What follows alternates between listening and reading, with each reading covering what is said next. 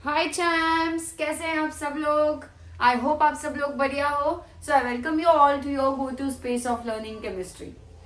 अभी तक हमने हैलोजन डेरिवेटिव्स में अल्काइल हैलाइड्स के केमिकल प्रॉपर्टीज तक हम कवर कर चुके हैं। अब हमारा बस एक लास्ट पार्ट बचा है, that is chemical properties of aryl halides. इस पर्टिकुलर वीडियो लेक्चर में आपको अरील हैलाइड्स के सारे केमिकल प्रॉपर्टीज पढ़ने के लिए मिलने वाले हैं। पहली बात, अरील हैलाइड्स क्या है उनको थोड़ा सा समझते हैं, उनका जनरल रिएक्टिविटी कैसा होगा वो समझते हैं, फिर हम एक एक करके उनके जो स्पेसिफिक रिएक्शंस वो दिखाते हैं उनके बारे में थोड़ा सा डिस्कस करेंगे। ठीक है, स्टार्ट करते हैं। पहले अरील हैलाइड्स को इन जनरल थोड़ा सा समझने का ट्राई करेंगे। अब मान लो ये अरील हैलाइड्स क्या है, आपके बेंजीन के ऊपर हैलोजन एक्स अटैच्ड होना चाहिए, राइट। बेंजीन है और बेंजीन के ऊपर आपका हैलोजन जुड़ा हुआ। हैलोजेंस के पास आउटर मोस्ट शेल में कितने इलेक्ट्रॉन्स होते हैं बेटा? 7 में से क्या आपके 1 इलेक्ट्रॉन जो है वो हैलोजन यहाँ पे बॉन्ड में दे देगा क्योंकि कोवेलेंट बॉन्ड है।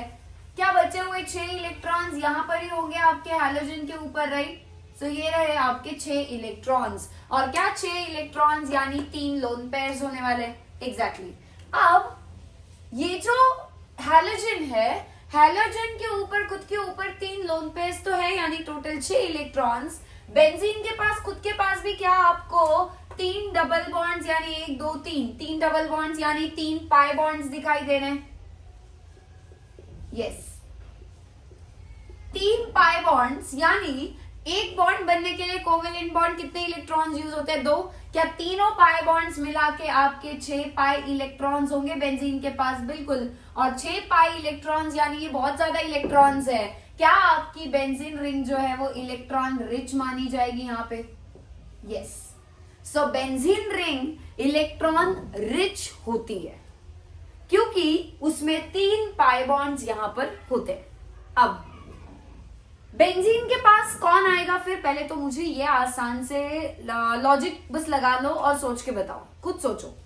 बेंजीन खुद कैसी है बेटा? Electron rich. क्या दूसरा न्यूक्लियोफाइल बेंजीन के पास आ पाएगा या इलेक्ट्रोफाइल? वो समझते हैं पहले। अब न्यूक्लियोफाइल कैसे दिखाते हैं हम? Nu- और इलेक्ट्रोफाइल हम कैसे दिखाते हैं? E के ऊपर प्लस। इलेक्ट्रोफाइल क्या होता है बेटा? Positive charge. मतलब ये खुद कैसा है? क्या ये इलेक्ट्रोफाइल इलेक्ट्रॉन डेफिशिएंट होता है, यानी इसके पास इलेक्ट्रॉन्स की कमी होती है ना, तभी वो हम पॉजिटिव चार्ज उसके ऊपर दिखा रहे हैं। न्यूक्लियोफाइल पे नेगेटिव चार्ज दिखा रहे हैं क्योंकि ये जो है न्यूक्लियोफाइल ये कैसा होता है? इलेक्ट्रॉन रिच होता है। अब बताओ बेंजीन खुद कैसी है? Electron rich. बेंजीन खुद अगर इलेक्ट्रॉन रिच होगी तो उसके पास कौन जाएगा? जो न्यूक्लियोफाइल खुद इलेक्ट्रॉन रिच है वो जाएगा, या इलेक्ट्रोफाइल जाएगा जो इलेक्ट्रॉन डेफिशिएंट है? सोचो, ऑब्वियस सी बात है ना, क्लियर है ना, कौन जाएगा? इलेक्ट्रोफाइल। क्या फिर न्यूक्लियोफाइल का बेंजीन के पास आना मुश्किल होगा? यस। और क्यों होगा वो डिफिकल्ट? क्योंकि बेंजीन खुद इतनी ज्यादा इलेक्ट्रॉन रिच है तो उसके पास दूसरा कोई इलेक्ट्रॉन रिच न्यूक्लियोफाइल आएगा। क्या इलेक्ट्रॉन रिच और इलेक्ट्रॉन रिच दोनों में रिपल्शन होगा या नहीं होगा? यस। बट क्या बेंजीन खुद इलेक्ट्रॉन रिच होने की वजह से इस इलेक्ट्रोफाइल को अपने तरफ बड़ी जल्दी से अट्रैक्ट करेगी? बिल्कुल। यानी बेंजीन के पास किसका जाना आसान है? इलेक्ट्रोफाइल। पर न्यूक्लियोफाइल का इतना आसान न्यूक्लियोफाइल का बेंजीन के पास जाना नहीं होगा। बेंजीन के साथ अगर आप रिएक्ट करवाना चाहते हो तो आप बता दो खुद सोच के, न्यूक्लियोफाइल जल्दी रिएक्ट करेगा या इलेक्ट्रोफाइल? आसानी से कौन रिएक्ट करता है? इलेक्ट्रोफाइल। और इसीलिए बेंजीन और बेंजीन के जितने भी कंपाउंड्स है ना बेटा, वो बहुत आसानी से इलेक्ट्रोफिलिक सब्स्टिट्यूशन रिएक्शन दिखाते हैं। बट न्यूक्लियोफिलिक सब्स्टिट्यूशन कैसा होता है बेटा? डिफिकल्ट हो जाता है। फिर से रिपीट कर रही हूं, बेंजीन खुद इलेक्ट्रॉन रिच होने की वजह से एक न्यूक्लियोफाइल उसके पास आसानी से नहीं आ पाएगा, और इसी वजह से बेंजीन या बेंजीन से जुड़े हुए जितने भी कंपाउंड्स है, मान लो फिनॉल में भी बेंजीन रिंग होती है, एनिलीन में भी बेंजीन रिंग है। क्या ये आपका हेलो बेंजीन है ना, अरील हैलाइड, क्या इनमें भी बेंजीन रिंग है? तो इनके पास कौन आसानी से आएगा? इलेक्ट्रोफाइल जाएगा, पर न्यूक्लियोफाइल नहीं। और इसीलिए बेंजीन से रिलेटेड जितने भी कंपाउंड्स होते हैं उनमें एनएसआर न्यूक्लियोफिलिक सब्स्टिट्यूशन डिफिकल्ट होता है, बट इलेक्ट्रोफिलिक सब्स्टिट्यूशन जो है वो थोड़ा सा इजी होता है। क्या हमने अरील हलाइड्स से पहले अल्काइल हलाइड्स के केमिकल प्रॉपर्टीज पढ़े हैं लास्ट कुछ वीडियोस में। आपने वहां पे अल्काइल हलाइड में तो बड़ी आसानी से न्यूक्लियोफिलिक सब्स्टिट्यूशन होते हुए देखा था। कैसे हो रहा था वो? क्या ये कार्बन और हैलोजन का बॉन्ड टूट के X माइनस यहाँ से निकल के जा रहा था और X माइनस निकलने के बाद इस कार्बन पे एक दूसरा न्यूक्लियोफाइल आके जुड़ रहा था, बराबर है। बट वो यहाँ होगा क्या आसानी से? नहीं, वो न्यूक्लियोफिलिक सब्स्टिट्यूशन रिएक्शंस यहाँ पे इतने इजीली देखने के लिए हमको नहीं मिलेंगे। अब ये तो रहा एक रीजन, ये एक रीजन है कि हमें एलो बेंजीन या अरील हलाइड्स में न्यूक्लियोफिलिक सब्स्टिट्यूशन क्यों होता हुआ नहीं दिखेगा। और भी रीजंस है, वो रीजंस भी एक बार हम देख लेते हैं। पहले इतना नोट कर लो, अपने वर्ड्स में सब कुछ नोट करना है।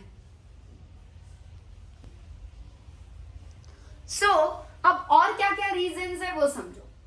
क्या अटैच्ड है बेटा बेंजीन पे? बेंजीन के ऊपर अटैच्ड है हैलोजन, और हैलोजन के पास कितने लोन पेयर होंगे बेटा? हमेशा याद रखना, जब भी किसी हैलोजन का आप एक बॉन्ड जब हैलोजन को बनाते हुए देखते हो, हैलोजन कौन से ग्रुप के हैं?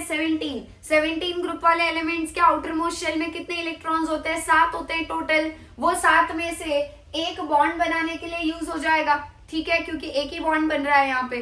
बाकी 6 इलेक्ट्रॉन्स कहाँ होंगे? क्या वो अभी भी वहीं पे आउटर मोस्ट शेल में होंगे? वो बॉन्डिंग में पार्ट नहीं ले रहे, क्या वो नॉन बॉन्डेड इलेक्ट्रॉन्स है? यस। और उन्हीं को हमने यहाँ पे 6 इलेक्ट्रॉन्स को लोन पेयर्स की तरह, 3 लोन पेयर्स की तरह दिखाया। अब ये जो हैलोजन है X, इसके जो तीनों लोन पेयर्स है बेटा, क्या ये लोन पेयर्स आपके बेंजीन के साथ रेजोनेंस पे जा सकते हैं? बिल्कुल जा सकते हैं। अब कैसे होगा देखना, ये लोन पेयर यहाँ शिफ्ट हो जाएगा और ये जो बॉन्ड है carbon double bond, carbon carbon double bond है, ये इस कार्बन के ऊपर ओपन होगा।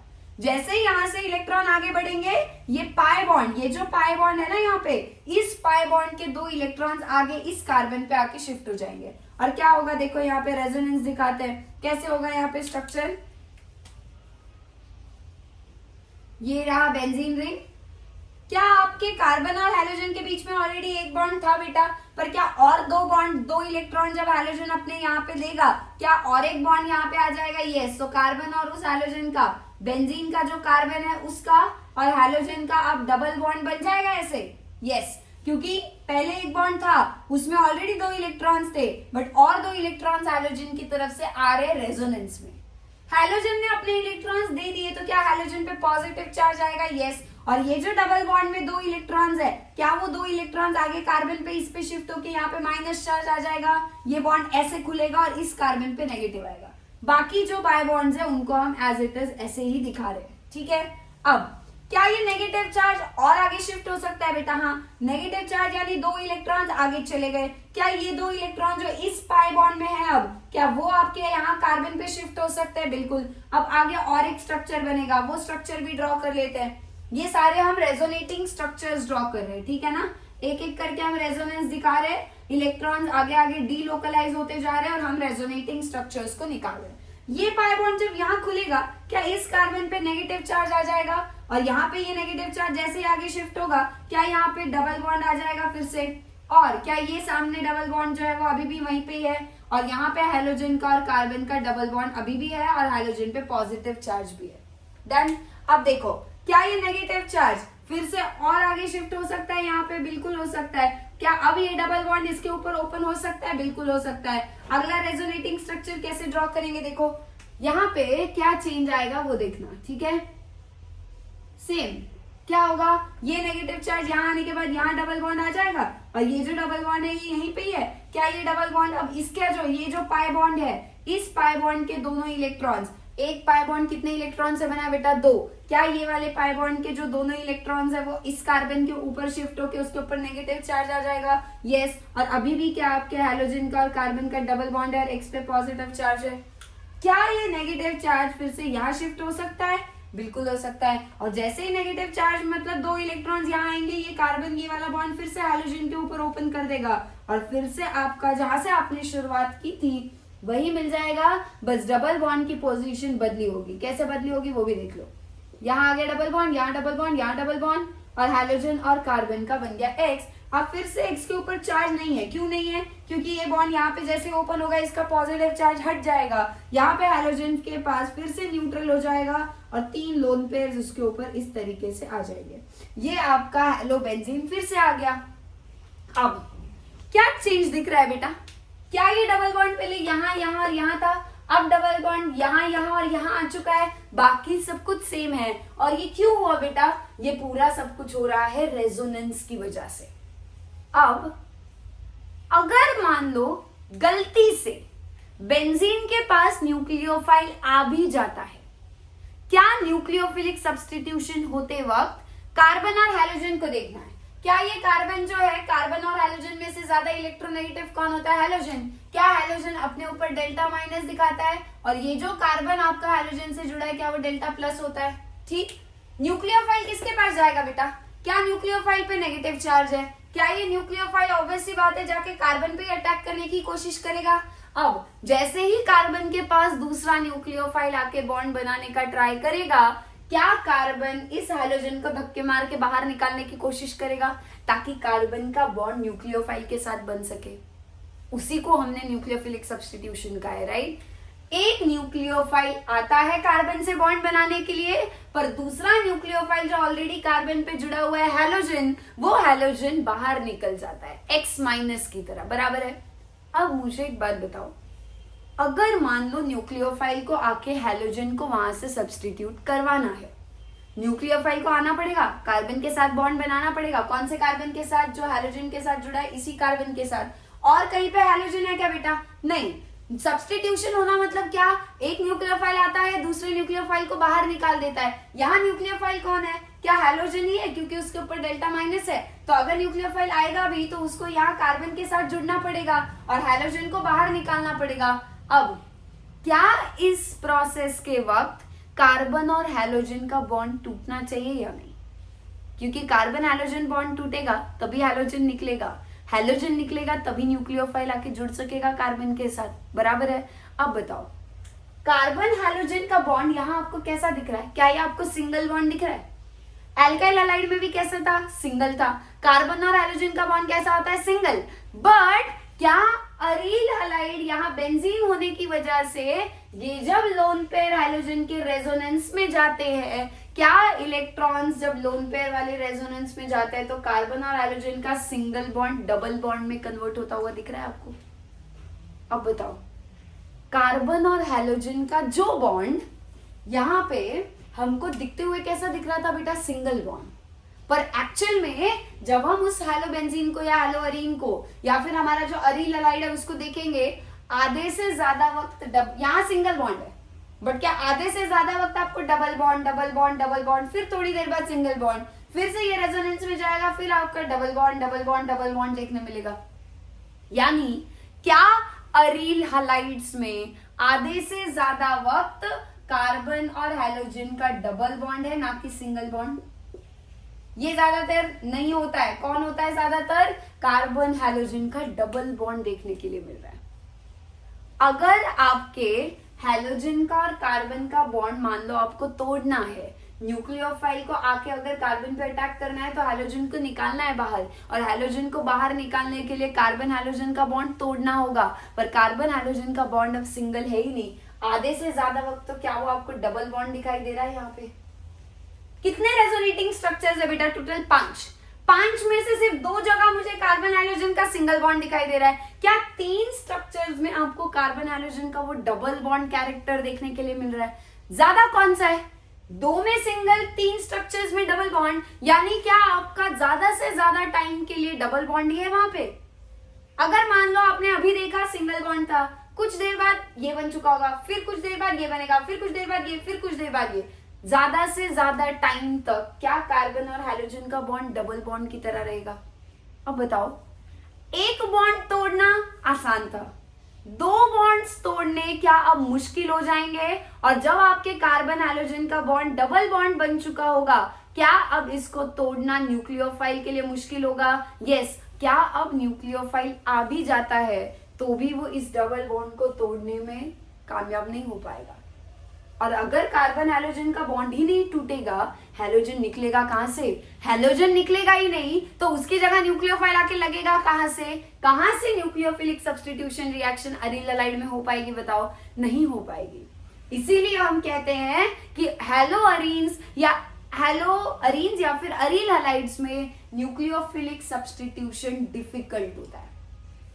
अब बोलोगे मैम अल्काइल हैलाइड में तो हो रहा था। अल्काइल हैलाइड्स में क्या था बेटा? बेंजीन थी क्या? नहीं थी। बेंजीन नहीं थी तो कार्बन और हाइड्रोजन वाला बॉन्ड वहां पे कोई रेजोनेंस हो रहा था? नहीं। बेंजीन जब तक नहीं लगेगी तब तक ये रेजोनेंस में कहां जाएंगे? वहां पे भी हाइड्रोजन सिंगल बॉन्ड बना रहा था, वहां भी हाइड्रोजन के पास 3 लोन पेयर थे जैसे यहाँ है, पर वहां बेंजीन नहीं थी। बेंजीन ना होने की वजह से रेजोनेंस नहीं था। रेजोनेंस नहीं था तो डबल बॉन्ड कैरेक्टर नहीं था। कार्बन हाइड्रोजन बॉन्ड जो है वो हमेशा 100% सिंगल रह रहा था, उसे तोड़ना न्यूक्लियोफाइल कर पा रहा था और इसीलिए हाइड्रोजन निकल के न्यूक्लियोफाइल सब्स्टिट्यूशन हो रहा था। और इसीलिए अल्काइल हैलाइड जितना आसानी से NSR दे रहे थे उतना आसान यहाँ नहीं है बेटा, ठीक है।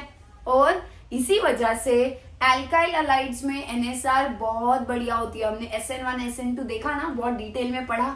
बट अब यहाँ होगा क्या? नहीं। क्या अब भी इससे भी यही प्रूव होता है कि यहाँ इलेक्ट्रोफिलिक सब्स्टिट्यूशन इजी है पर न्यूक्लियोफिलिक सब्स्टिट्यूशन मुश्किल है? अब मैंने ये जो रेजोनेटिंग स्ट्रक्चर्स निकाले ना बेटा, इनका और एक पर्पस था, आपको बस एक चीज पे ध्यान देना है। जब ये हैलोजन के लोन पेयर यहाँ पे बेंजीन के साथ रेजोनेंस में पार्टिसिपेट करते हैं, नेगेटिव चार्ज आ रहा है बेंजीन पे, देखो यहाँ नेगेटिव, यहाँ नेगेटिव, यहाँ नेगेटिव आ रहा है ना, नेगेटिव। पॉजिटिव नहीं आ रहा है, नेगेटिव आ रहा है। पॉजिटिव किस पे आ रहा है? हैलोजन पे, उसको भूल जाओ।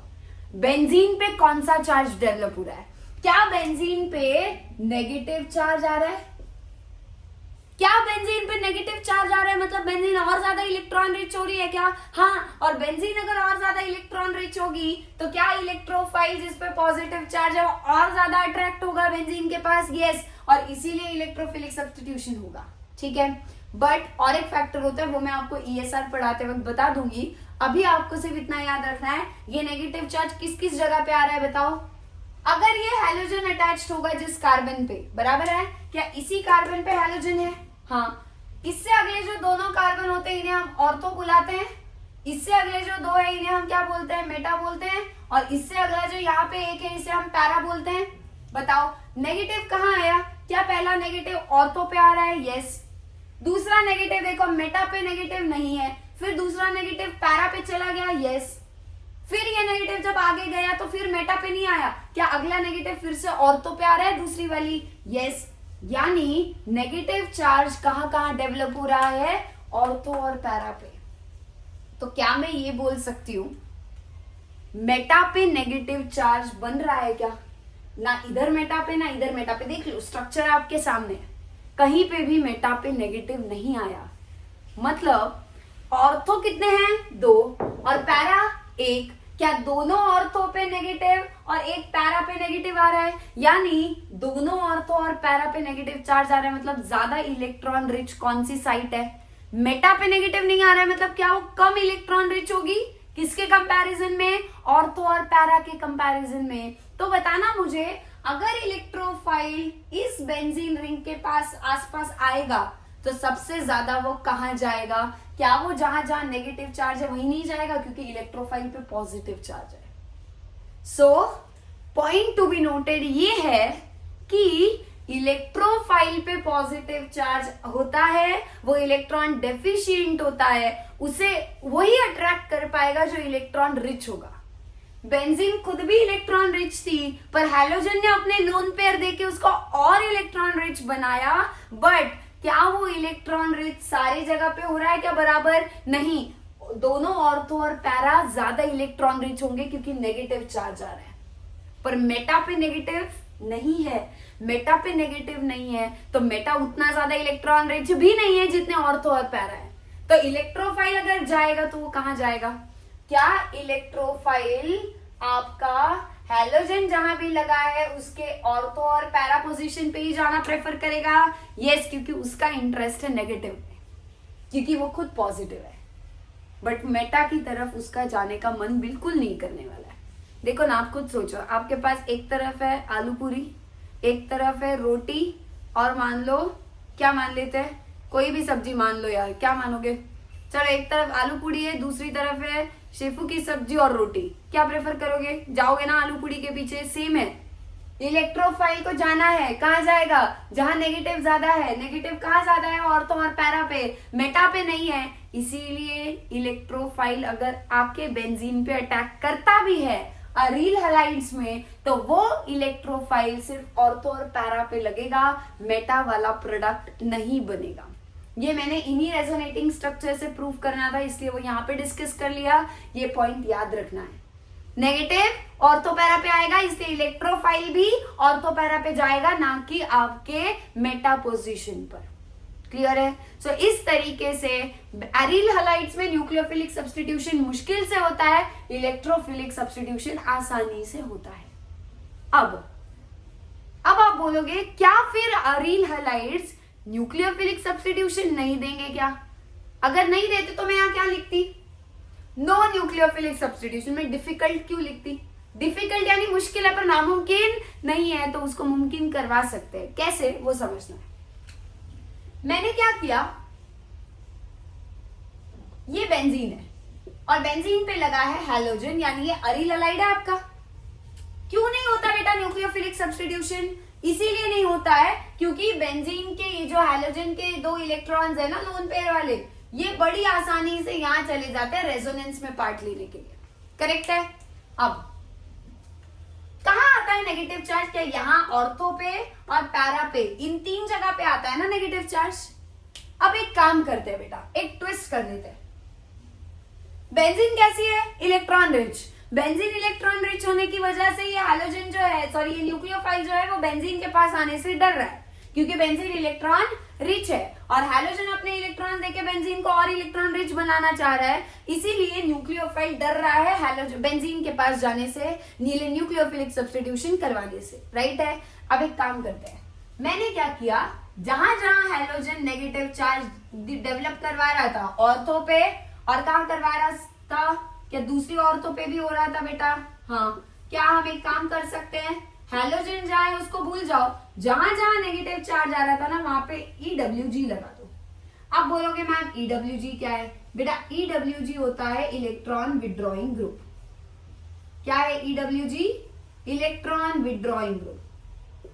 ठीक है? अब इलेक्ट्रॉन विड्रॉइंग ग्रुप का क्या काम है यहाँ पे, एक बार वो समझते हैं। पहले बेंजीन पे कौन था? हैलोजन। वो क्या कर रहा था? बेंजीन को इलेक्ट्रॉन दे दे और इलेक्ट्रॉन रिच बनाना था, और इलेक्ट्रॉन रिच होने की वजह से न्यूक्लियोफाइल उसके पास जाने से डर रहा था, क्योंकि न्यूक्लियोफाइल खुद भी कैसा है? Electron rich. पर मैंने यहाँ EWG लगा दिए और इलेक्ट्रॉन विड्रॉइंग ग्रुप्स क्या कर रहे हैं बेटा?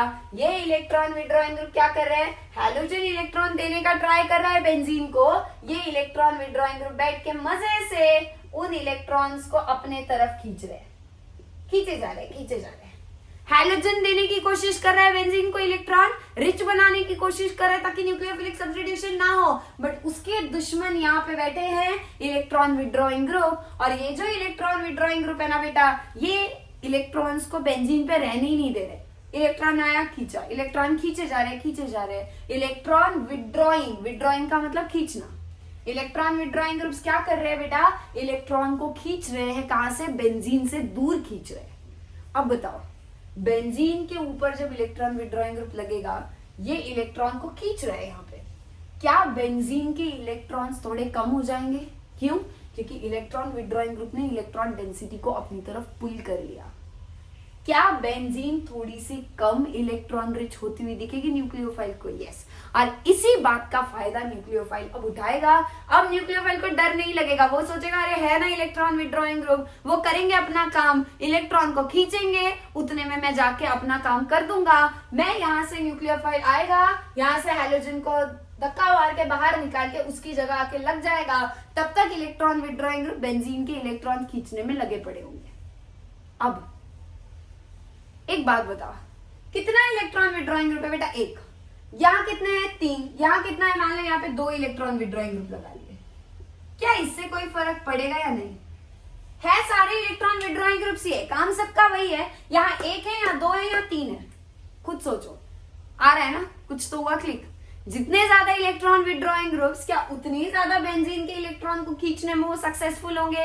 क्या बेंजीन उतनी कम इलेक्ट्रॉन रिच होती जाएगी? और उतना न्यूक्लियोफाइल के लिए क्या यहाँ से हैलोजन के पास आना, यहाँ से अब न्यूक्लियोफाइल क्या आसानी से आ जाएगा कार्बन के पास, और क्या यहाँ से हैलोजन को X माइनस की तरह बाहर निकाल देगा? यस, यानी जितने ज्यादा इलेक्ट्रॉन विड्रॉइंग ग्रुप्स उतना न्यूक्लियोफाइल का फायदा। सो याद रखना है, अगर आपको न्यूक्लियोफिलिक सब्स्टिट्यूशन करवाना ही है, जो कि मुश्किल है, करवा सकते हो, बट क्या लगाओगे? बेंजीन पे इलेक्ट्रॉन विड्रॉइंग ग्रुप लगा देंगे। जितने ज्यादा इलेक्ट्रॉन विड्रॉइंग ग्रुप्स उतना बेंजीन का इलेक्ट्रॉन डेंसिटी बाहर की तरफ खींचा जाएगा, बेंजीन उतनी इलेक्ट्रॉन रिच कम हो जाएगी और न्यूक्लियोफाइल का आके अटैक करना आसान हो जाएगा। न्यूक्लियोफाइल आएगा, हैलोजन को धक्के मार के फेंक देगा, और हैलोजन जहां जहां है वहां वहां पे आपका न्यूक्लियोफाइल सब्स्टिट्यूशन हो जाएगा। अब एक बात बताऊंगी, मैंने मेटा पे लगाया क्या इलेक्ट्रॉन विड्रॉइंग ग्रुप? कहीं पर भी नहीं। क्यों? क्या आपको रेजोनेटिंग स्ट्रक्चर से दिखा? नेगेटिव कहां बढ़ रहा है बेटा? हैलोजन के लगने से कहां कहां पे नेगेटिव चार्ज आ रहा है? कौन कौन इलेक्ट्रॉन रिच ज्यादा हो रहा है? कौन थे मजे में बड़े? ऑर्थो और पैरा वाले कार्बन बड़े मजे में थे यार, वाह, हैलोजन ने आके हमको इलेक्ट्रॉन दे के इलेक्ट्रॉन रिच बना दिया। बट दुश्मन बैठे हैं अभी, है ना? ये इलेक्ट्रॉन विड्रॉइंग ग्रुप्स किसके साथ है बेटा? न्यूक्लियोफाइल के। वो न्यूक्लियोफाइल की मदद कर रहे हैं। न्यूक्लियोफाइल ने किसको पहले भेज दिया? इलेक्ट्रॉन विड्रॉइंग ग्रुप्स को भेज दिया। कहां भेजा? ऑर्थो और पैरा पे भेजा, ताकि वो अपना काम करके इलेक्ट्रॉन्स को निकाल ले, ताकि न्यूक्लियोफाइल जाके आसानी से वहां पे लग सके। मेटा पे जरूरत ही नहीं थी। क्यों? क्योंकि मेटा पे नेगेटिव चार्ज आ रहा है क्या? नहीं, मेटा बेचारा अपना करीब है, उसको कोई लेना देना नहीं। आप सोचो कि मेटा जो है वो चुपचाप बैठ के बस इनके मजे ले रहा है। ऑर्थो पैरा जो है उनका चल रहा है सब कुछ, मजे से बैठे थे हैलोजन से इलेक्ट्रॉन लेने के लिए, लगा दिए इलेक्ट्रॉन विड्रॉइंग ग्रुप, हो गया उसका फ्लॉप, सारा प्लान फ्लॉप हो गया। न्यूक्लियोफाइल आ गया, कर दिया सब्स्टिट्यूशन। अब जितने ज्यादा इलेक्ट्रॉन विड्रॉइंग ग्रुप, उससे क्या होगा? रिएक्शन न्यूक्लियोफाइल के लिए उतना ज्यादा अटैक करना आसान होगा। सो वो कैसे असर पड़ता है कंडीशन के ऊपर, वो एक बार कुछ एग्जांपल से सीखते हैं। पहले जितना मैंने बताया वो अच्छे से अपने वर्ड्स में नोट कर लो, ठीक है? फिर आगे कंटिन्यू करते हैं। तो चलो देखते हैं न्यूक्लियोफिलिक सब्स्टिट्यूशन के कुछ एग्जांपल्स। क्या है यहाँ पे? ये आपका chlorobenzene, chlorobenzene, chlorobenzene. But chlorobenzene पे क्या आपको यहाँ पे NO2 ग्रुप लगा हुआ दिखाई दे रहा है? कितने NO2 है बेटा? एक। और NO2 क्या है? एक अच्छा इलेक्ट्रॉन विड्रॉइंग ग्रुप है। यानी आपको ये देखते ही समझ जाना है, ये इलेक्ट्रॉन विड्रॉइंग ग्रुप क्या करेगा? इलेक्ट्रॉन्स को खींचेगा। कहां से? बेंजीन से। बेंजीन की इलेक्ट्रॉन रिचनेस कम होगी, और यहाँ से जो न्यूक्लियोफाइल अब आने वाला है, हम एक्वियस NaOH यूज कर रहे हैं बेटा, वाटर है वहां पे, क्या OH माइनस न्यूक्लियोफाइल की तरह आ जाएगा? यस। यहाँ पे भी एक्वियस Na2CO3 मतलब आपका बेस है, तो यहाँ पे भी क्या होगा? आपका OH माइनस आ जाएगा, और बाद में हमने सीधा वार्म वाटर लेना है, OH माइनस आएगा, ठीक है? अब मैं आपको बता देती हूँ, यहाँ पे कंडीशन पे बाद में ध्यान देते हैं। पहले तीनों रिएक्टेंट में फर्क क्या है बेटा? क्या यहाँ पे आपको दूसरे वाले में 2 इलेक्ट्रॉन विड्रॉइंग ग्रुप्स लगे हुए दिखाई दे रहे हैं? 2 NO2, एक ऑर्थो पे एक पैरा पे। यहाँ सिर्फ पैरा पे था, यहाँ आपको 3 इलेक्ट्रॉन विड्रॉइंग ग्रुप 3 NO2 लगे हुए दिखाई दे रहे हैं। बिल्कुल। कहाँ कहाँ है बेटा? 2 ऑर्थो पे है, एक पैरा पे है। क्या बोला था मैंने? जितने ज्यादा इलेक्ट्रॉन विड्रॉइंग ग्रुप लगाओगे उतना न्यूक्लियोफिलिक सब्स्टिट्यूशन आसान होगा, उतना न्यूक्लियोफाइल को स्ट्रगल नहीं करना पड़ेगा, जल्दी से सब्स्टिट्यूशन हो जाएगा। कैसे दिख रहा है आपको टेम्परेचर? पहले वाले में जब एक इलेक्ट्रॉन विड्रॉइंग ग्रुप है तो टेम्परेचर कितना है? 433 केल्विन। 2 इलेक्ट्रॉन विड्रॉइंग ग्रुप से टेम्परेचर घट गया ना, 403 केल्विन। यानी आपको यहाँ ज्यादा हीटिंग करनी पड़ रही है, यहाँ कम। और यहाँ पे टेम्परेचर वार्म वाटर है, सिर्फ को ऐसे थोड़ा सा गर्म करके पानी डालना है बस। यहाँ पे NaOH है, NaOH एक अच्छा खासा स्ट्रॉन्ग बेस है, Na2CO3 थोड़ा सा वीक बेस है। यहाँ तो सीधा वाटर लिया है, कोई बेस वेस की जरूरत नहीं है। क्या आपको कंडीशन जो है यहाँ पे सबसे सीवियर हार्श कंडीशन दिख रही है? टेम्परेचर भी ज्यादा है, बेस भी तगड़ा है। यहाँ टेम्परेचर थोड़ा कम कर दिया क्योंकि 2 विड्रॉइंग ग्रुप्स लग गए। 2 विड्रॉइंग ग्रुप लगने से क्या हो गया? रिएक्शन थोड़ी आसान हो गई, तो उतना ज्यादा हाई टेम्परेचर पे हीट करने की अब जरूरत नहीं है। यहाँ 3 इलेक्ट्रॉन विड्रॉइंग ग्रुप्स लग गए, रिएक्शन बहुत आसानी से हो जाएगी, ना बेस लिया है ना आपका हीटिंग की ज्यादा जरूरत पड़ेगी, थोड़ा सा वार्म करना है, बस थोड़ा सा गर्म करना है, और वाटर भी इनफ है बिना बेस के।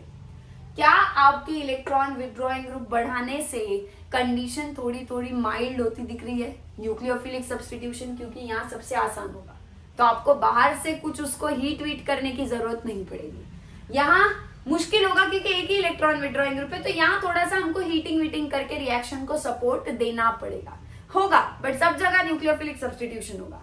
यहाँ भी OH माइनस है, यहाँ भी OH माइनस है, यहाँ भी OH माइनस है, क्या होगा बताओ? क्या ये OH माइनस जाके यहाँ से क्लोरीन को Cl माइनस की तरह बाहर निकाल के फेंकेगा और OH माइनस उसकी जगह ले लेगा?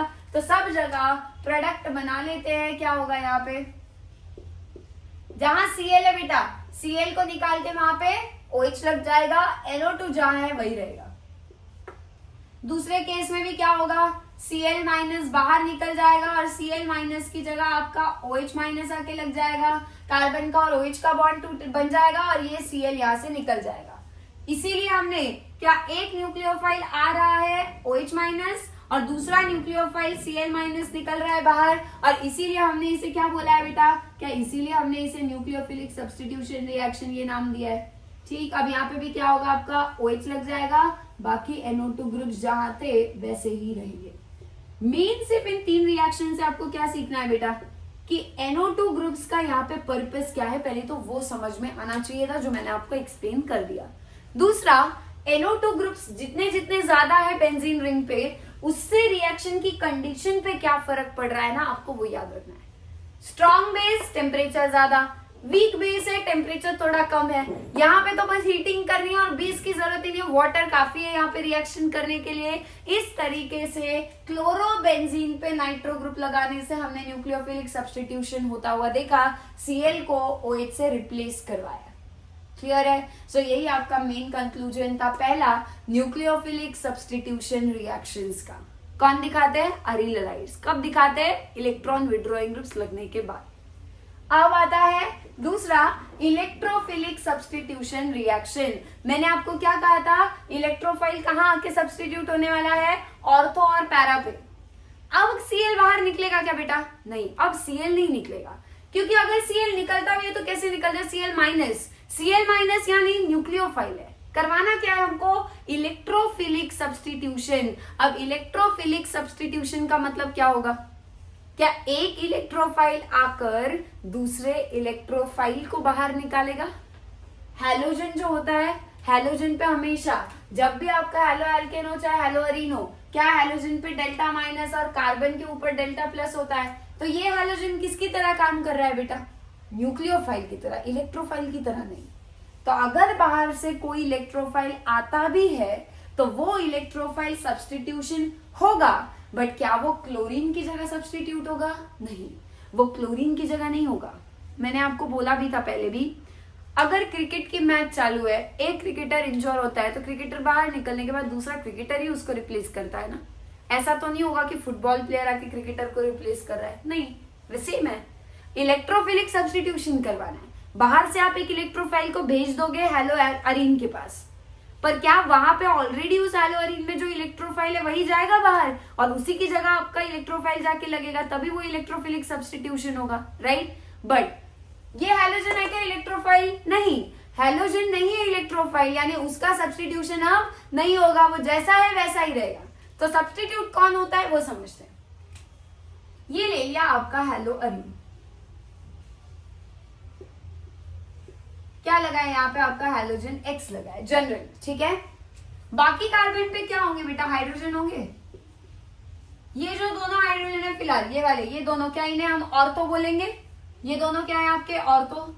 ये दोनों जो अगले होंगे यहाँ पे क्या, इन्हें हम मेटा हाइड्रोजन बोल सकते हैं। और ये जो है यहाँ पे लगा हुआ हाइड्रोजन, क्या ये आपका पैरा वाला हाइड्रोजन होगा? यस। अब हैलोजन निकलने वाला है क्या? नहीं। इलेक्ट्रोफाइल आएगा तो वो किसको निकालेगा? वो इलेक्ट्रोफाइल इधर लगे हुए हाइड्रोजन्स को रिमूव करेगा और इन हाइड्रोजन्स की जगह इलेक्ट्रोफाइल लग जाएगा। इलेक्ट्रोफाइल आ रहा है मतलब पॉजिटिव वाला कोई आ रहा है ना बाहर से, तो यहां से जब H निकलेंगे तो वो भी पॉजिटिव चार्ज के साथ निकलेंगे ना, तो यहां से H प्लस निकलेगा, H प्लस निकलेगा, H प्लस निकल जाएगा। अब मैंने सिर्फ इनको ही क्यों सर्कल किया, मेटा वालों को क्यों नहीं किया? क्या मैंने आपको कहा था इलेक्ट्रोफाइल जब आता है तो वो सिर्फ ऑर्थो और पैरा पे ही आके लगता है? क्यों? क्योंकि नेगेटिव चार्ज जो आ रहा था घूम फिर के कहाँ आ रहा था? ऑर्थो पैरा पे। सो इलेक्ट्रोफाइल कहाँ जाने में इंटरेस्टेड है बेटा? ऑर्थो और पैरा पे। इसीलिए हैलोजेंस को हम ortho and para directing group ऐसा भी बोलते हैं।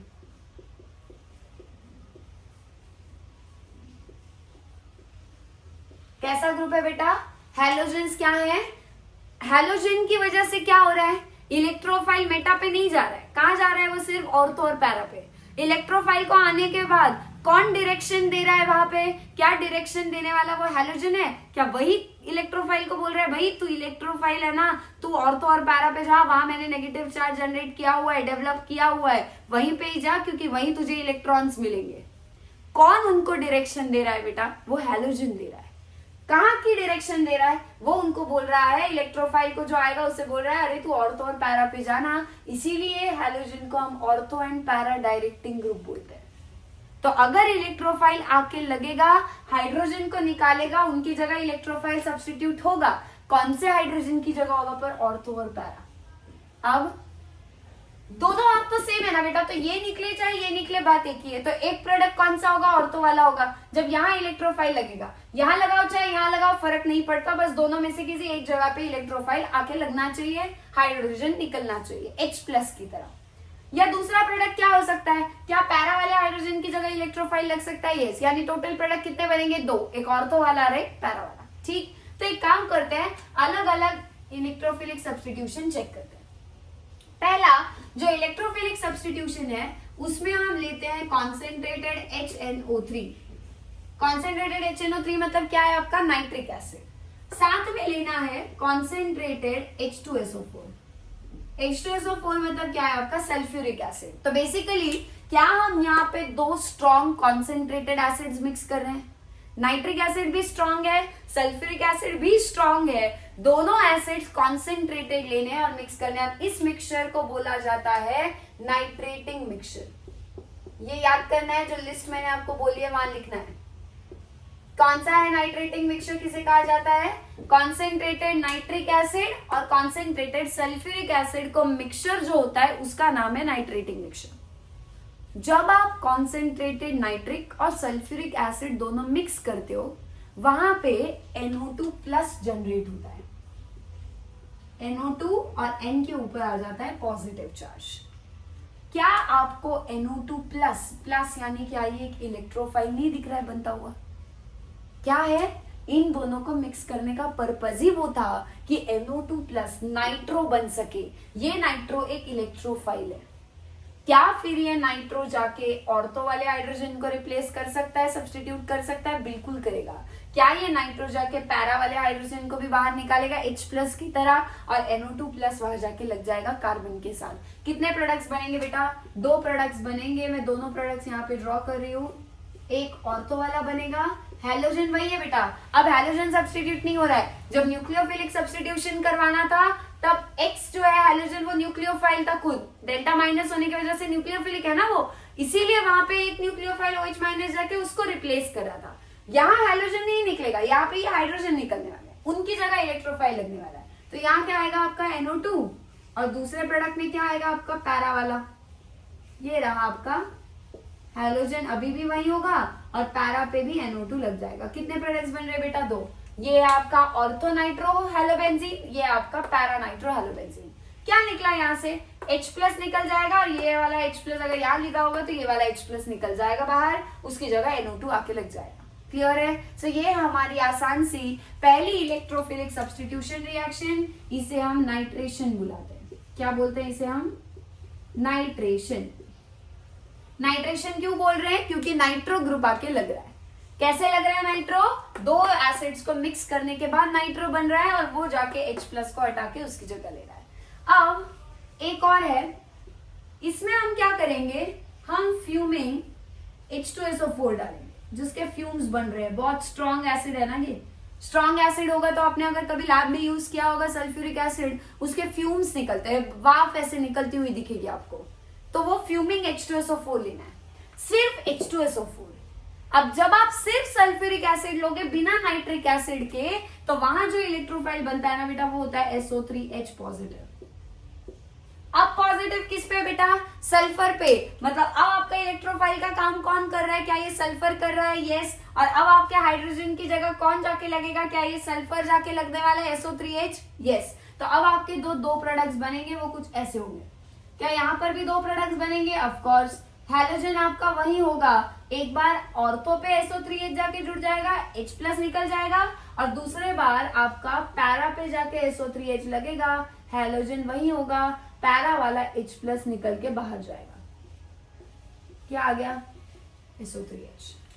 क्या फिर से दो प्रोडक्ट्स बन गए बेटा? Ortho, para. एक बार इलेक्ट्रोफाइल SO3H कहां जाके लगता है? ऑर्थो हाइड्रोजन को रिप्लेस करता है, एक बार पैरा को। दो प्रोडक्ट्स यहाँ पे भी बनेंगे। क्लियर है? सो पहले ये दो, और इसका नाम भी लिख लो, इसे हम बुलाते हैं सल्फोनेशन।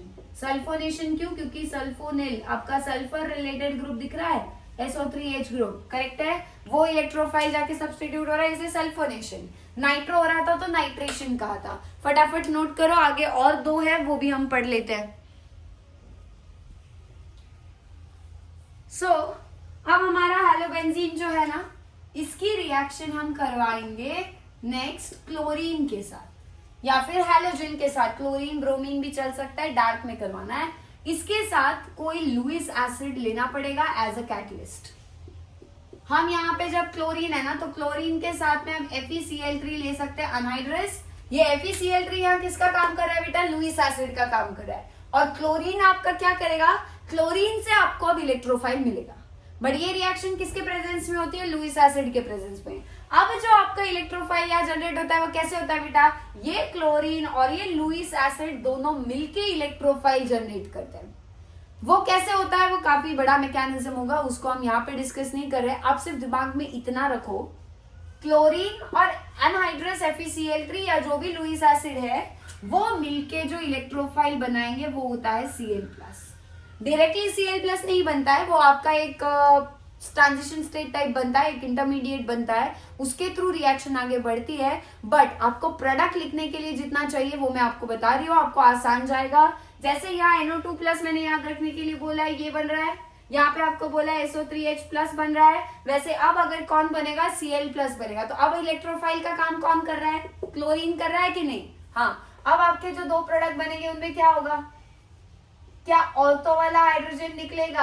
हैलोजन अभी भी वही होगा। क्या उसकी जगह आपके ऑर्थो वाले हाइड्रोजन की जगह Cl लग जाएगा? बिल्कुल। और दूसरा जो प्रोडक्ट होगा उसमें क्या होगा? जो ऑलरेडी हैलोजन यहाँ पे है, देखो ये हैलोजन अभी भी वही होगा X, बट क्या आपके पैरा पे भी Cl जाके लग जाएगा, पैरा वाला हाइड्रोजन को बाहर निकाल के? यस। क्या दो प्रोडक्ट्स फिर से बने, ऑर्थो वाला और पैरा वाला? हाँ।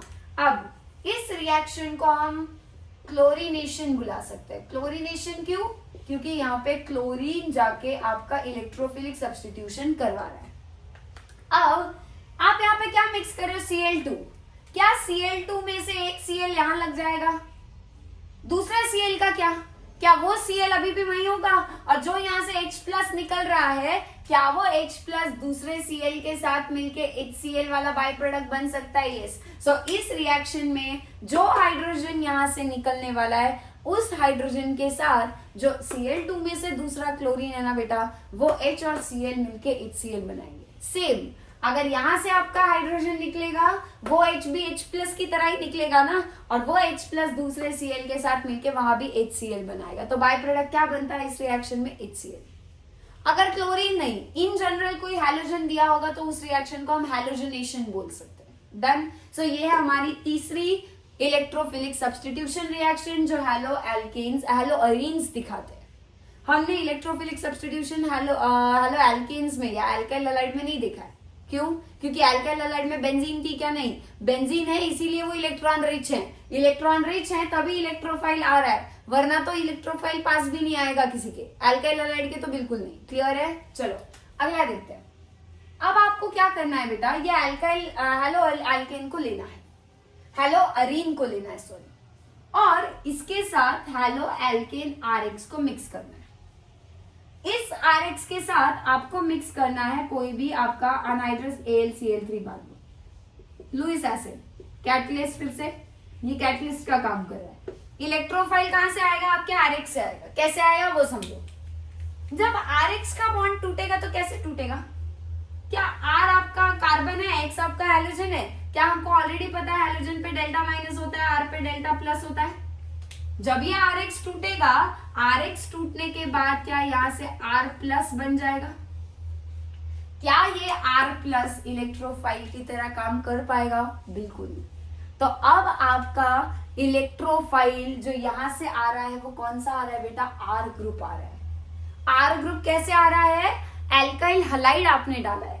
एल्काइल हलाइड जो है उसके साथ आपको अनहाइड्रस AlCl3 जैसा लुईस एसिड कैटलिस्ट मिलाना है। जब ये मिक्स होंगे तब इनके बीच में आपस में जब आप देखोगे तो क्या बनता हुआ दिखाई देगा आपको?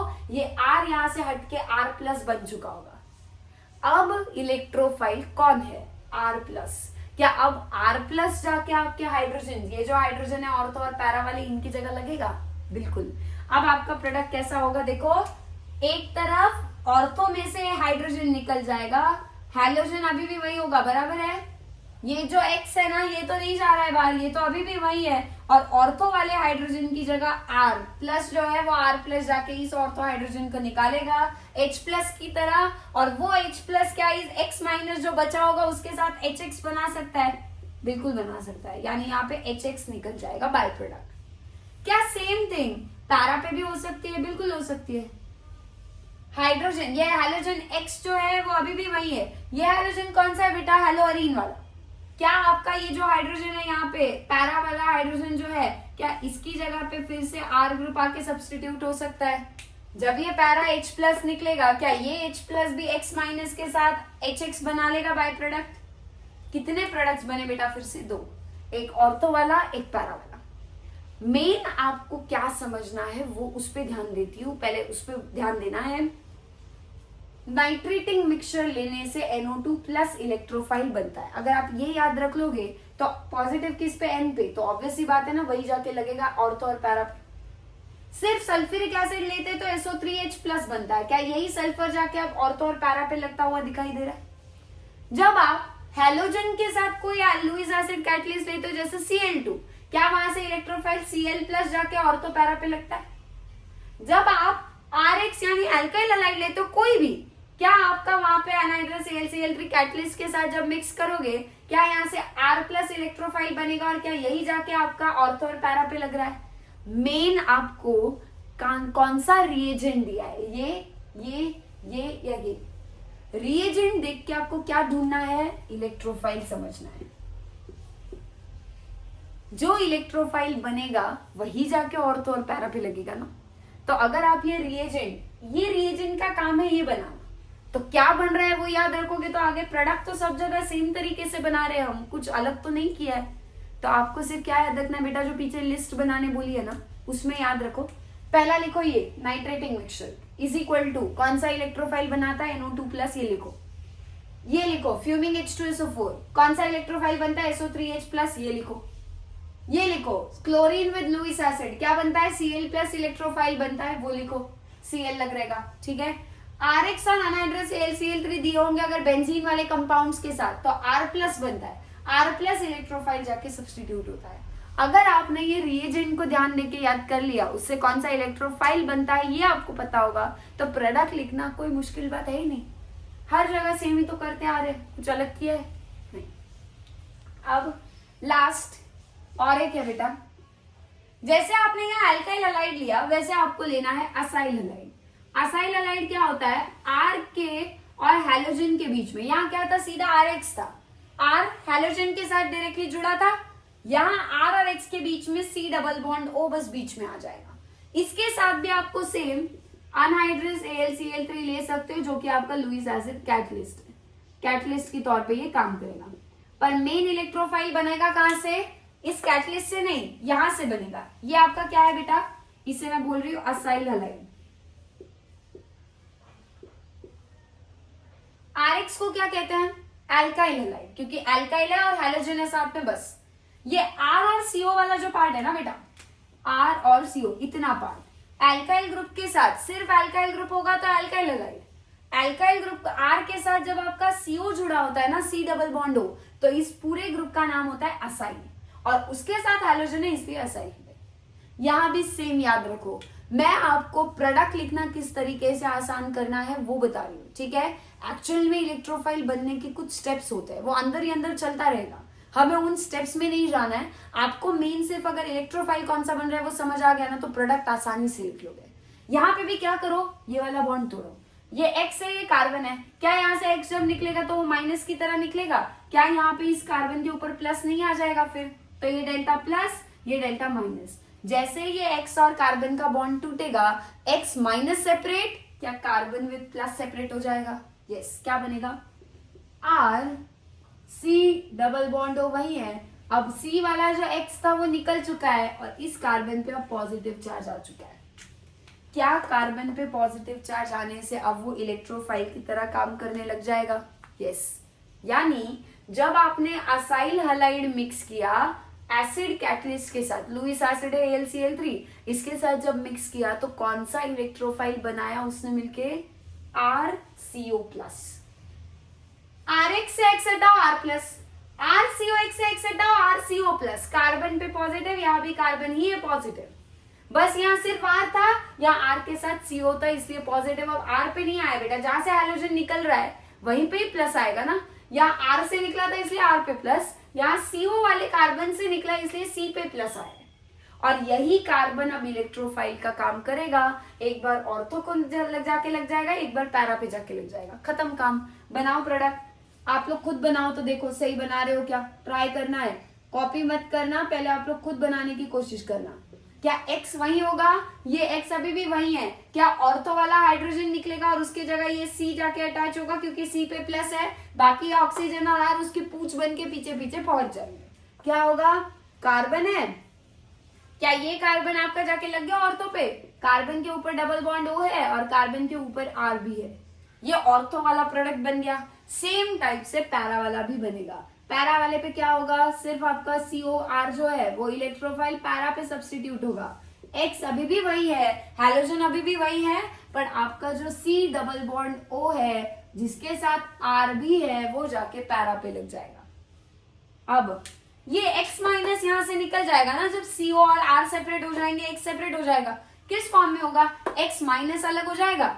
जब ये RCO इलेक्ट्रोफाइल जाके इस ऑर्थो हाइड्रोजन को या पैरा हाइड्रोजन को निकालेगा, कि यहाँ से H प्लस निकलेंगे बाहर, वो H प्लस क्या इस X माइनस के साथ फिर से HX नाम का बाय प्रोडक्ट बना सकते हैं, यस। ये जो दोनों रिएक्शन है इनको ध्यान से समझना है, ये नेम रिएक्शन है, स्पेशल है, क्या स्पेशलिटी है वो समझो। क्या आपके पहले हेलो बेंजीन जो था, हेलो अरीन जो था या अरील हलाइड जो था उसमें सिर्फ हैलोजन था ना X, क्या ये रिएक्शन जब आपने इसकी रिएक्शन एल्काइल हलाइड RX के साथ करवाई लुईस एसिड कैटलिस्ट के प्रेजेंस में, क्या आपका एल्काइल ग्रुप R आके बेंजीन पे सब्स्टिट्यूट हुआ है, क्या मैं इसे फिर अब एल्काइलेशन बोल सकती हूँ हेलो अरीन्स का, ये क्या है एल्काइलेशन। जब नाइट्रो आके सब्स्टिट्यूट हुआ नाइट्रेशन, SO3H हुआ सल्फोनेशन, क्लोरीन हुआ क्लोरीनेशन, एल्काइल ग्रुप सब्स्टिट्यूट हुआ इसलिए एल्काइलेशन। यहाँ एल्काइल नहीं हुआ है, R नहीं हुआ है, बल्कि ये RCO ग्रुप हुआ है ना, और RCO ग्रुप को मैंने आपको बोल दिया असाइल ग्रुप बुलाते हैं, तो क्या मैं इस रिएक्शन को असाइलेशन बोल सकती हूँ, एग्जैक्टली। नाइट्रो आया नाइट्रेशन, सल्फोनिल SO3H ग्रुप आया सल्फोनेशन, क्लोरीन आया क्लोरीनेशन, एल्काइल आया तो एल्काइलेशन, असाइल आया असाइल यानी RCO। ये भी आपको लगता है याद है जिनको, ठीक है, जिनको याद नहीं है वो लोग पीछे जो लिस्ट है ना उसमें नोट कर सकते हैं। R यानी एल्काइल है, R और CO साथ होंगे, C डबल बॉन्ड हो तो वो असाइल होता है, इतना पार्ट असाइल है। असाइल आके सब्स्टिट्यूट हुआ तो असाइलेशन। ये फ्रिडेल क्राफ्ट नाम के एक साइंटिस्ट थे, उन्होंने दी थी, इसीलिए उनके ही नाम के हिसाब से हमने इस रिएक्शन को नाम देना है। ये है आपकी फ्रिडेल क्राफ्ट असाइलेशन और एल्काइलेशन। ये दोनों भी जो मेथड्स है ना बेटा, किसने प्रपोज किया, ये फ्रिडेल क्राफ्ट ने, और इसीलिए इन रिएक्शन के नाम में हम उनको ऑनर करते हैं, उनको रिस्पेक्ट दिया जाता है, इसीलिए इस रिएक्शन का नाम है फ्रिडेल क्राफ्ट एल्काइलेशन, इसे बोला जाएगा फ्रिडेल क्राफ्ट असाइलेशन। ये जनरल है, इसलिए यहाँ पे किसी साइंटिस्ट का नाम नहीं है, ये फ्रीडल क्राफ्ट्स ने दिए हैं आखिरी दोनों, एल्काइल और असाइल वाली, इसीलिए उनके ही नाम से हम रिएक्शन को भी नाम देते हैं, फ्रीडल क्राफ्ट्स अल्काइलेशन असाइलेशन। तो फ्रीडल क्राफ्ट्स अल्काइलेशन कैसे पहचानोगे? अगर बेंजीन पे पहले कहीं पे भी अल्काइल ग्रुप नहीं हुआ रिएक्शन से पहले, रिएक्शन के बाद कोई भी अल्काइल ग्रुप यानी कार्बन की चेन आके जुड़ती हुई दिखाई दी, तो समझ जाना कि वो फ्रीडल क्राफ्ट्स अल्काइलेशन है, बेंजीन से जुड़ा हुआ ही होता है। अगर बेंजीन है ही नहीं ना दूर दूर तक किसी भी ऑप्शन में, मान लो ऑप्शन में बेंजीन ही नहीं है, तो वहां फ्रीडल क्राफ्ट्स रिएक्शन हो ही नहीं सकती, क्योंकि फ्रीडल क्राफ्ट्स का जो दोनों रिएक्शन है वो बेंजीन के साथ ही दिए गए हैं, यानी बेंजीन पे ही फोकस्ड है। अरील हलाइड्स के साथ ही होते हैं, अल्काइल के साथ नहीं होते, ठीक है। अब हाँ, बट लेना अल्काइल हलाइड पता है, बट दूसरा आपका हैलो अरीन होना चाहिए, ठीक है ना। सो ये थे आपके बेंजीन के, सॉरी हैलो बेंजीन के या हैलो अरीन के या अरील हलाइड के electrophilic substitution reaction. Common summary एक बार बनाते हैं। जो जो रिएजेंट आप उठाओगे, रिएजेंट से बनने वाले इलेक्ट्रोफाइल्स मैंने आपको याद करने के लिए बोले हैं, उनके नाम भी याद रखो। वो इलेक्ट्रोफाइल आके कहाँ लगेगा? ऑर्थो पैरा पे। हैलोजन उनको कहाँ भेजता है? ऑर्थो पैरा पे। इलेक्ट्रोफाइल कहाँ लगता है? ऑर्थो पैरा पे। कितने प्रोडक्ट्स बनते हैं? 2, एक ऑर्थो एक पैरा। अब एक चीज है बेटा, बनेंगे दोनों, पर दोनों इक्वल अमाउंट में नहीं बनेंगे। क्या आपको हर जगह पैरा वाला यानी ऑपोजिट, पैरा यानी ऑपोजिट, जहां हैलोजन है बिल्कुल उसके सामने लगता है ना इलेक्ट्रोफाइल, देखो क्या ये आपको ऐसे बीच में से अगर दीवार पास की तो 2 इक्वल हिस्से मिलेंगे? यहाँ पे भी पैरा वाले में जहां जहां पैरा प्रोडक्ट बना है ना, आपने लिखे होंगे एक के नीचे एक, नोट्स बना रहे हो ना, बनाते चलो। जहां जहां पैरा है, क्या वहां पे हम ऐसे बीच में से दीवार डालेंगे तो इक्वल हिस्से मिलेंगे?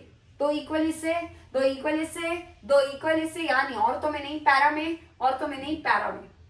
ऑर्थो वाले में डाल के देखो तो यहाँ से दीवार 2 इक्वल हिस्से मिल रहे क्या? नहीं, यहाँ हैलोजन है, इस तरफ नहीं है। कौन सिमेट्रिकल है बेटा? सिमेट्री कौन दिखा रहा है? क्या पैरा वाला प्रोडक्ट सिमेट्री शो कर रहा है? यस, और इसीलिए बनेंगे ऑर्थो और पैरा दोनों, पर प्यारा कौन सा है ज्यादा? आपका पैरा वाला जो है वो प्यारा है बेंजीन को, और ये मेजर होगा। ऑर्थो उतना ज्यादा प्यारा नहीं है, पैरा बेंजीन को बहुत प्यारा है, वही सबसे ज्यादा बनेगा, ये याद रखना। जब भी ऑर्थो और पैरा ऐसे 2 प्रोडक्ट्स बेंजीन के केस में बनते हैं, हैलो अरीन्स के केस में बनते हैं, तो पैरा वाला प्रोडक्ट बेंजीन को ज्यादा प्यारा होता है, याद रखना। वो ज्यादा बनता है ऑर्थो से, सिमेट्री के कारण। सिमेट्री है, नेचर हमेशा सिमेट्री प्रेफर करता है, इसीलिए यहाँ पे भी वही होगा। फटाफट ये सब कुछ अच्छे से नोट कर लो, फिर आखिरी रिएक्शन बची है वो पढ़ते हैं।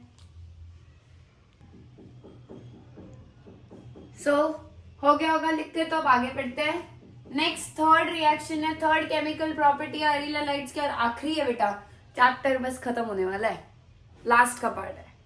किसके साथ है? मेटल्स के साथ। क्या हमने सेम टाइप की रिएक्शन अल्काइल हलाइड्स में भी देखी थी, सोडियम और मैग्नीशियम के साथ सेम। जब मैंने आपको वैसे ये तब भी बताया था, जब हम आपका हैलो अरीन लेते हैं, यानी बेंजीन के ऊपर जब हैलोजन डायरेक्टली अटैच्ड होता है किसी भी कार्बन पे, और इसकी रिएक्शन जब आप मैग्नीशियम के साथ करवाते हो, मैग्नीशियम और सोडियम बहुत ज्यादा रिएक्टिव मेटल्स है, इसलिए ये रिएक्शन हम किस में करवाते हैं? हमेशा ड्राई ईथर के प्रेजेंस में करवाते हैं, राइट। क्या बनता है बेटा? क्या आपके कार्बन और एक्स के बीच में, जो कार्बन और हैलोजन का बॉन्ड है, उसकी जगह बीच में आपका मैग्नीशियम इंसर्ट हो जाता है, यहाँ पे Mg ऐसे, और एक्स यहाँ पे लग जाता है। क्या हुआ है बेटा? क्या कार्बन और एक्स का जो बॉन्ड था उसकी जगह आप कार्बन और एक्स के बीच में Mg आके जगह ले लिया उसकी? यस। और ऐसे रिएजेंट का नाम क्या था? याद करो। क्या इसे हमने ग्रिग्नार्ड रिएजेंट बुलाया था?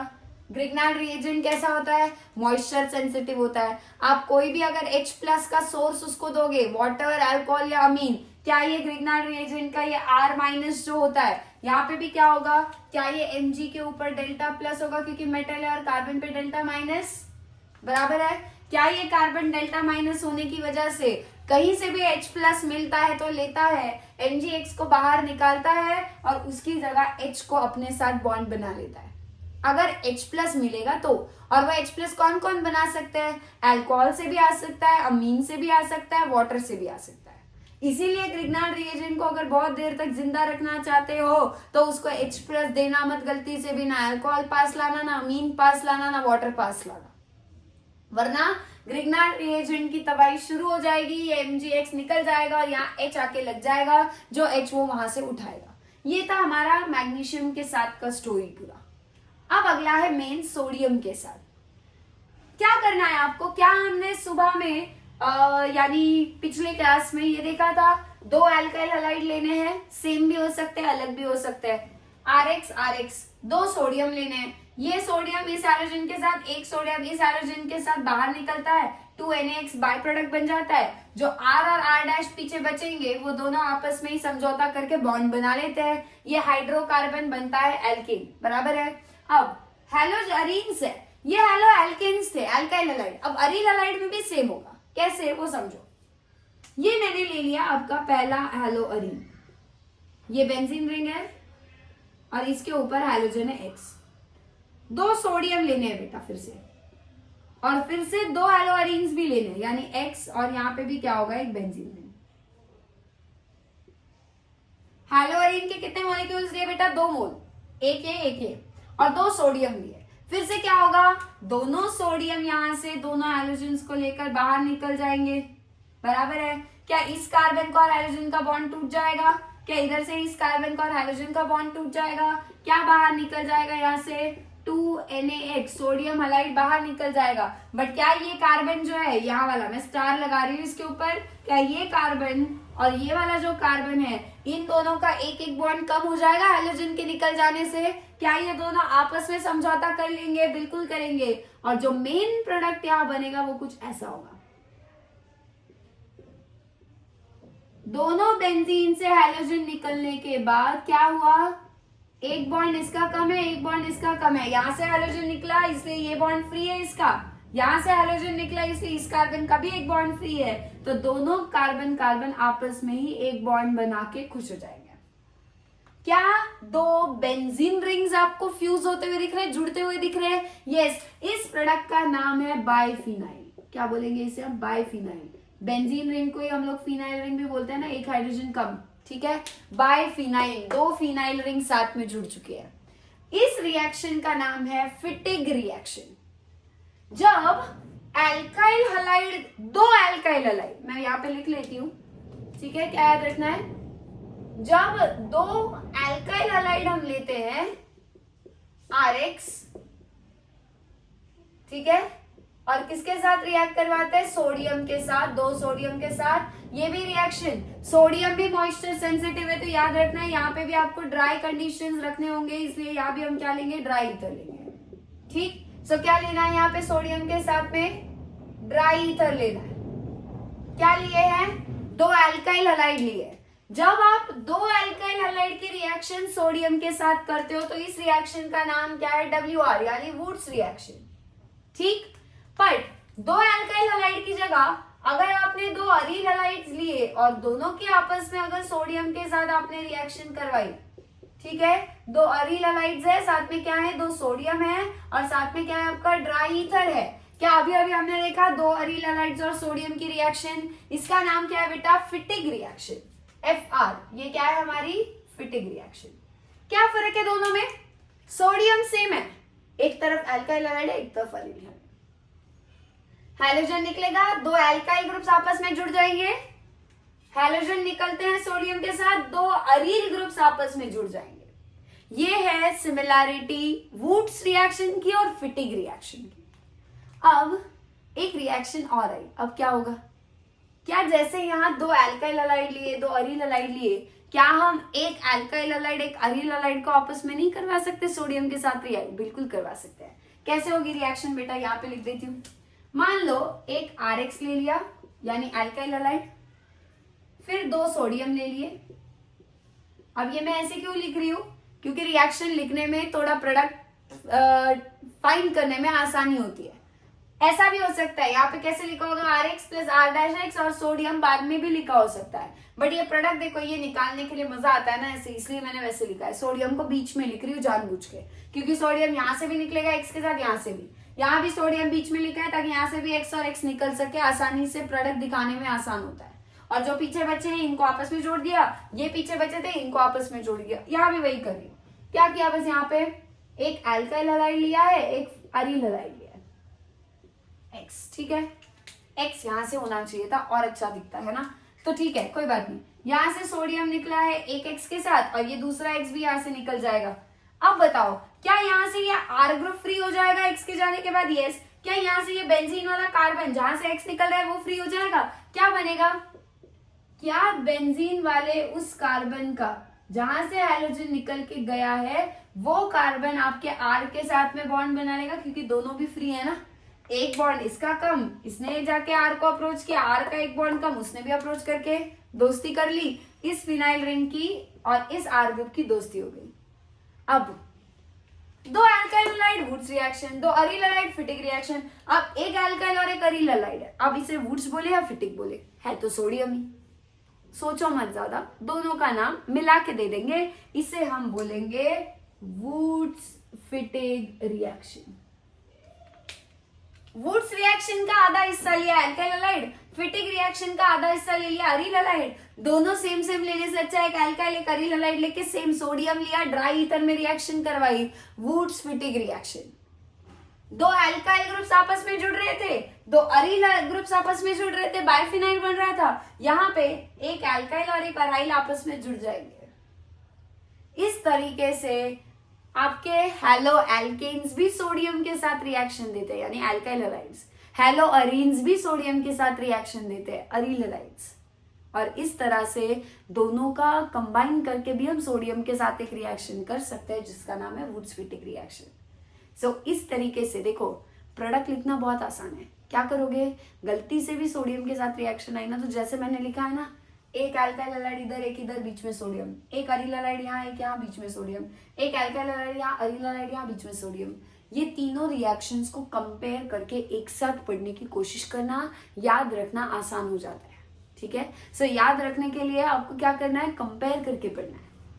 नोट्स बनाते वक्त भी आप जब नेम रिएक्शंस नोट करोगे, अच्छा नेम रिएक्शन में क्या क्या आना चाहिए, Friedel craft alkylation, Friedel craft acylation आना चाहिए, और उसके बाद आपकी वुड्स रिएक्शन आनी चाहिए, फिटिक रिएक्शन भी आनी चाहिए और वुड्स फिटिक भी आनी चाहिए। बोर्ड एग्जाम्स में भी आपको पूछा जा सकता है, इनफैक्ट सीईटी में भी आपको 4 रिएक्शंस फॉर एग्जांपल दिए होंगे, उनमें से कौन सी रिएक्शन वुड्स रिएक्शन का एग्जाम्पल है वो पूछा जाएगा। तो वुड्स रिएक्शन पहचानने के लिए इतना होना चाहिए, कौन सी फिटिक है वो पूछा जाएगा तो ये होना चाहिए, कौन सी वुड्स फिटिक है वो पूछा है तो ऐसा कुछ होना चाहिए। मैंने आपको कॉम्बिनेशन बता दिया, ये और अगर एक अल्काइल एक अरील है तो वुड्स फिटिक। तो इस तरीके के क्वेश्चंस आपको सीईटी में और बोर्ड्स में आपको सीधा short note, right a note on Wurtz reaction, right a note on Fittig reaction, right a note on Wurtz Fittig reaction आ सकता है। सारे के सारे नेम रिएक्शन जरूरी हैं, सारे अलग से एक जगह पे नोट कर लो, डबल रिविजन भी हो जाता है। पहले पढ़ो अच्छे से, समझो, याद करने की कोशिश करो कि क्या क्या था, कैसे कैसे होता है ना, बाद में आप उसको बिना देखे लिखने का फिर से ट्राई करो। क्या होगा, सारे name reactions at the end आपके पास एक कलेक्शन हो जाएगा इनमें, प्लस आपकी प्रैक्टिस भी हो जाएगी, रिवीजन भी हो जाएगी लिखते वक्त। इस तरीके से ऑर्गेनिक में लिख लिख के प्रैक्टिस करना बहुत इंपॉर्टेंट होगा, आपको वो फॉलो करना है। जो मैं आपको याद करने के लिए बोल रही हूँ ना, जो बार बार रिपीट हो रहा है, मैं आपको वो याद करने के लिए बोल रही हूँ, ताकि एक बार अगर आप उसको याद कर लोगे तो क्या होगा, अगली बार फिर सेम रिएक्शन आएगी तो आपको आसान होगा, जल्दी से दिमाग में क्लिक होगा। और जो लिख रहे हो वो ऐसा मत करना आज लिखा है और सीधा 4 महीने बाद पढ़ रहे हो, नहीं, रोज उसको पढ़ना है, रोज रोज उस कलेक्शन में कुछ ना कुछ ऐड होता जाएगा।